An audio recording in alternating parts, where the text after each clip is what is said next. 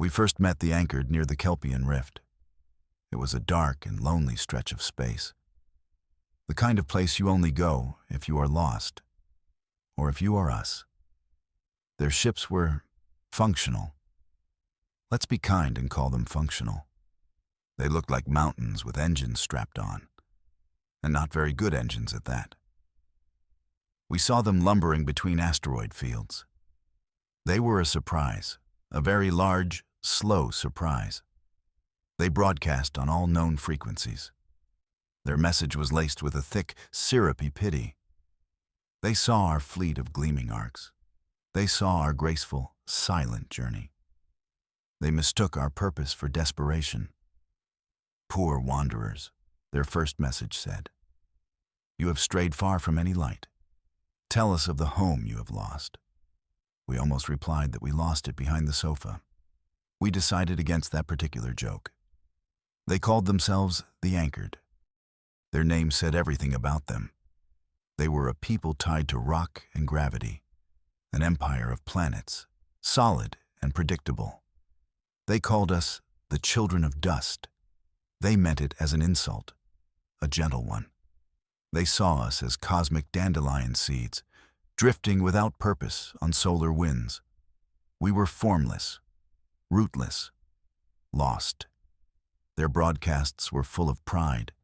They spoke of their 1,000-year dynasty, of their unmoving, unconquerable worlds. Each planet was a testament to their strength, a fortress carved from mantle to core. They showed us images of vast cities, of populations numbering in the billions, all safe and sound on their big balls of dirt. They could not imagine another way to live. Our home is not a single place. Our home is the journey itself. Our arcs are not just ships carrying people. They are worlds, complete and self-sustaining. We have valleys that wind through the habitation rings. We have forests that grow under fusion suns. Our rivers are crystalline tubes of recycled water. They flow past apartments with starborn views. We wrap our nations in hulls of living metal. The metal heals itself from micrometeoroids. It adapts to the radiation of new stars. The Anchored saw our ships as prisons. We see them as the ultimate freedom. We are not trapped in a gravity well. We can choose which sun warms us tomorrow. They pitied us for our wandering. We pitied them for their stillness. Then the silence came. It crept from the galactic rim. A star named Viridian winked out. One moment it was a bright pinprick. The next, nothing. Just a cold spot on our sensors. A hole had been punched in the fabric of space. The Anchored recorded it as a stellar event. A new type of supernova, perhaps. Their experts wrote many boring papers about it. We knew it was not a star dying. It was a star being eaten. An ancient dread was waking up. A story passed down in our oldest data cores. A darkness that consumes light and life. It did not travel through space. It unmade space as it passed. This was the great filter, not a theory. It was a predator. And it was hungry. We had to warn them. We sent a tightly focused beam, a packet of data and a simple message. We showed them the energy signature, or the lack of it. We explained the impossible physics. We told them the shadow was moving. It was moving toward their outermost colony. We advised immediate evacuation. Run. The Council of Thrones responded. Their name was not a joke. They really had thrones. Probably very uncomfortable ones, judging by their attitude. They were the rulers of the Anchored Empire. Their reply was broadcast for all to hear. It was condescending and dismissive. They thanked the poor children of dust for the warning. They assured us their worlds were safe. Their planetary shields were legendary, powered by geothermal taps deep in the core. Their orbital platforms were bristling with weapons. They laughed at our suggestion to flee. We do not run, the Grand Potentate declared. We are the rock on which the galaxy is built. We thought that rock was about to be skipped across a very dark pond. That was our second almost joke. We were getting better at restraint. The world was called Xylos. It was their agricultural jewel, a planet of endless green fields and gentle sun. We watched it on our long-range scanners, a tiny blue and green marble. We also watched the darkness approach it, a wave of absolute nothingness. The Anchored were confident. Their fleet moved into a high-orbit blockade. Their orbital platforms powered their weapons. The planetary shield glowed a brilliant gold. It was an impressive display of power. It was also completely useless. The darkness did not slow down. It did not fire back. It simply touched the edge of the system. The golden shield flickered and died. The orbital platforms went silent. Their power sources were instantly drained. The ships in orbit froze in place, lifeless husks on a sea of night. The darkness washed over them without a sound. Then it reached Ilos. We saw the planet's surface ripple, like a stone dropped in still water. The green fields turned to gray dust. The blue oceans boiled into steam. Then the planet itself began to crack. Fissures of black energy split the crust. It cracked open like a fragile egg. 1 billion voices were silenced in one moment. We felt the psychic scream across light years, a wave of pure terror and disbelief. Then, nothing. The star of the Xylos system dimmed. The darkness drank its light and its heat. The system was now a cold grave. The rock on which they built was shattered. Our fleet did not panic. We did not turn and run into the void. We are not burdened by stationary things. We do not have planets to defend. We have only ourselves and our mission. The loss of Xylos was a tragedy, but it was also data. Our command centers buzzed with activity. Every sensor on every arc was focused. We analyzed the energy signature of the death. We charted the expansion of the void. We measured its speed and trajectory. It was a predictable predator. It moved from one gravity well to the next. It hunted planets like a wolf hunts sheep. Our fleet changed course, not away from the darkness. We moved parallel to its path. A safe distance, but close enough to watch. Close enough to learn. The Anchored who saw our maneuver thought us insane. Or perhaps they thought we were ghouls, feasting on the scraps of their demise. They did not understand our purpose. We were not running. We were preparing. We are a people of motion. Flight is our natural state. Evading danger is an instinct we have honed. We have danced around supernovas. We have navigated the storms of rogue black holes. This ancient dread was just another obstacle. A very large, very hungry obstacle. It was time to remember our oldest protocols, the ones designed for the end of all things. The Anchored did not know our secret. They saw us as aimless refugees. They did not see the truth of our cargo. Our ships carry more than just our people. We are a library of life itself. We are the memory of 1 million ecosystems. In our cryobanks, we hold the seeds. Seeds of trees that grew on forgotten planets. DNA of creatures that swam in alien seas. The genetic codes for entire biospheres. We have preserved the life of every world we ever visited. Worlds that died from stellar flares. Worlds that were consumed by their own suns. And worlds that fell to shadows like this one. Our mission is not to settle. Our mission is to save. We are a lifeboat for the galaxy's children. Every plant, every animal, every microbe.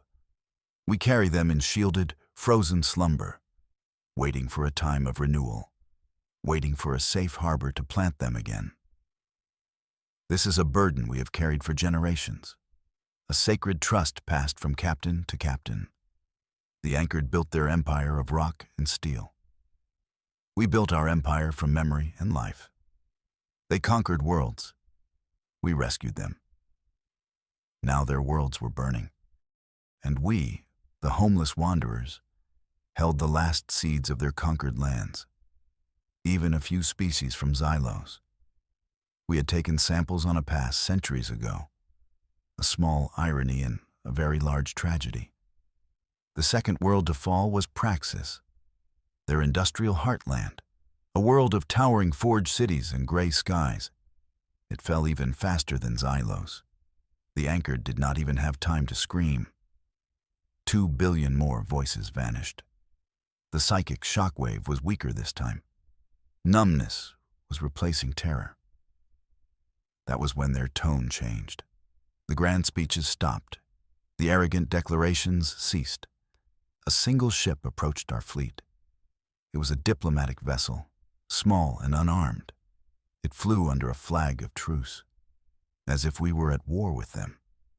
We had only ever tried to help. The message came from the Grand Potentate himself, the same man who had laughed at us. His voice was no longer booming. It was a dry, cracked whisper. He was aboard the diplomatic ship. He had fled his throne world. He had seen the truth from orbit. His indestructible defenses had failed, utterly and completely. He begged us for assistance. He pleaded for our fleet to intervene. "You are masters of the void," he said. "You know how to survive out here. Please, help us." His plea was transmitted across their dying empire. A shattered emperor begging the dust children for aid. He offered us anything: riches, planets, technology. He did not understand. We had no use for any of it. We gave him our answer. We would not fight his battle. Our arcs are not warships. They are shelters. To fight this darkness with weapons was madness. It would be like shooting a hurricane with a rifle. The darkness did not have a command ship to destroy. It did not have armies to defeat. It was a fundamental force of nature, or something that acted like one. We offered them passage. We offered them a place in our fleet. We could save his people, or at least some of them. Our arcs had space. We could configure our biodomes for their physiology. We could synthesize their foods. We could give them a home among the stars, a moving home, a safe home. This was the price of their future. They had to abandon their worlds. They had to leave their empire of rock behind. They had to give up their thrones. They had to give up the very thing that defined them, their connection to the soil. They had to become wanderers. They had to become like us. The Grand Potentate was silent for a long time. He was a man adrift. His entire worldview had been shattered. He was the leader of a people named the Anchored, and we had just told him to pull up his anchor. Forever. It was a terrible choice. To die with your identity, or live without it. The exodus was chaotic. It was heartbreaking. We opened our docking bays to their evacuation ships, a stream of battered, terrified vessels. They brought with them what little they could carry, but many could not bring themselves to leave. We watched from our bridge screens. We saw the arguments on their comms channels. Billions refused the offer. They could not abandon their soil. Their culture was built on planetary foundations. Their holy sites were mountains. Their ancestors were buried in the ground. To leave was a betrayal of everything they were, a cultural suicide they could not accept. It was better to die at home than live as a ghost. We saw families splitting apart, children boarding shuttles while their parents waved from a dying world. We saw soldiers refusing to abandon their posts. They stood guard on empty cities, awaiting an enemy they could not fight. It was a form of mass insanity, a species choosing extinction over adaptation. We felt a profound sadness for them. The Grand Potentate was among the first to board. He brought the remnants of his government, a few thousand officials and their families. He was a broken man, but he had made the choice for life.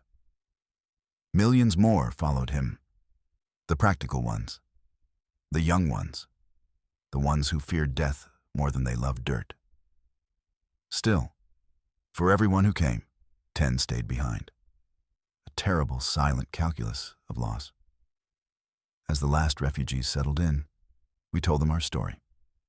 The Grand Potentate, now just a guest in our halls, sat with our elders. He asked the question that had haunted him. "Where is your homeworld?" he asked. "Where are the graves of your ancestors?" He needed to understand how we could live this way. Our eldest captain smiled gently.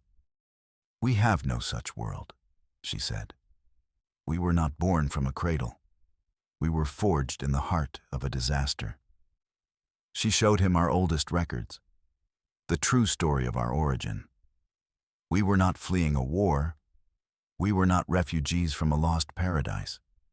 We were the project of a dying civilization. They lived in a system with a volatile star. They knew their sun would one day destroy them. They could not move their planet. So they built a fleet, an impossible ark project. They poured all their knowledge into it, all their art, all their genetic diversity. They built a wandering nation in the void. They launched us, their children, generations before the end. We were born in the metallic wombs of these ships, the first generation of true wanderers. Our ancestors never knew a planetary surface. They watched their sun go nova on a view screen. That was our genesis. We never had a homeworld to lose. The anchored had lost their anchor. We had never had one to begin with. With the refugees safe, our true plan began. We now understood the enemy. It was drawn to mass and energy, specifically the massive gravity wells of planets and the immense energy output of their stars. It was a hunter of star systems. It ignored the empty spaces between them. It was a shark that only hunted in coral reefs. Our fleet was the perfect bait. 1,000 ships, each a city. Together, we had the mass of a small moon. But we were diffuse, spread out, and most importantly, we were mobile. We could create a trail of breadcrumbs for the monster, a trail of ghosts leading it wherever we chose. We reconfigured our engines. We began to vent plasma in controlled bursts, mimicking the energy signature of a small star. A faint lure, a whisper in the darkness. "Here," we said to the void. "Here is something delicious." The ancient dread took the bait. It shifted its course. It stopped its methodical march through the anchored empire. It began to follow us.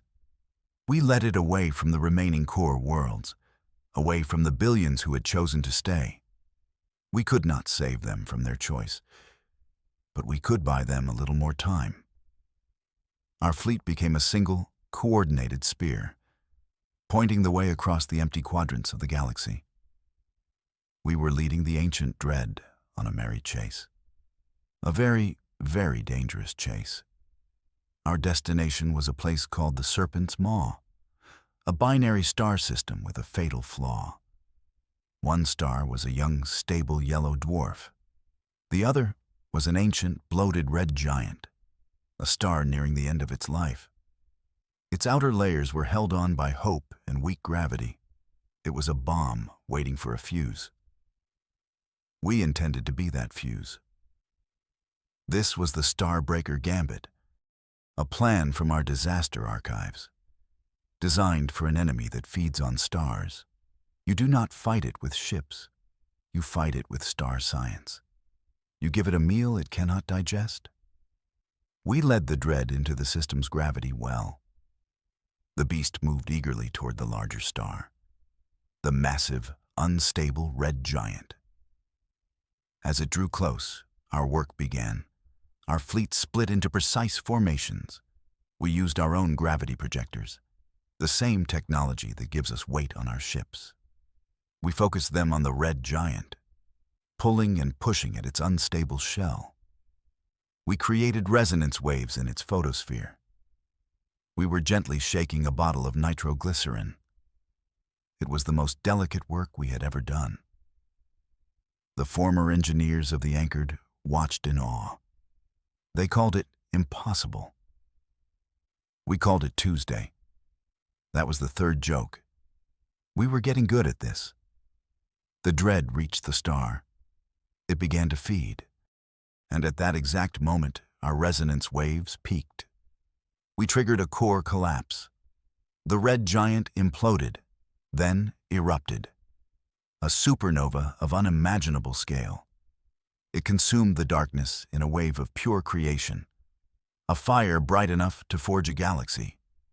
We were already at maximum distance, riding the shockwave like a surfer. The homeless people had weaponized a sun. The light of the supernova will travel for millennia, a monument to the day we fought the dark.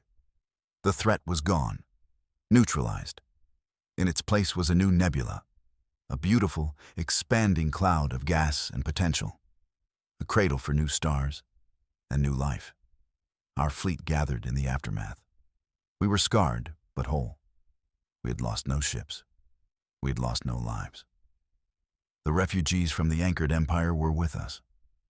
They had watched us kill their monster. They had seen a new way of living and a new way of fighting. They were no longer the Anchored. They were wanderers now, like us. We are no longer just human. Our fleet is a blend of cultures, of two species who chose life over legacy. We share our technologies, our histories, our food. The former Grand Potentate now chairs a council on agriculture. He is finding joy in growing food without soil. He says it is a miracle. We have set a new course towards a quiet arm of the galaxy. There are young worlds there, planets ready for the seeds we carry. We will give the life we saved a new home. Perhaps some of our new friends will choose to stay, to put down roots once more. But many will stay with us. They have the spirit of the wanderer now. We are the children of dust. We are the star breakers. We are the home for all who choose the journey. And our journey is just beginning.